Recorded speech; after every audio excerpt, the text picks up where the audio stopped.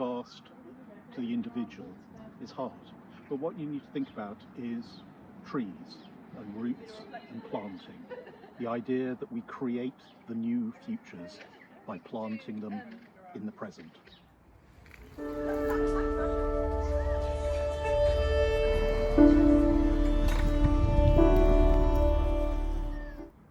The seed is what you value.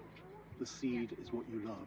We start with the personal. We start with the things that we love. I love collecting mugs.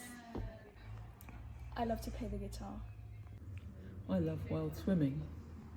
I love walking in nature.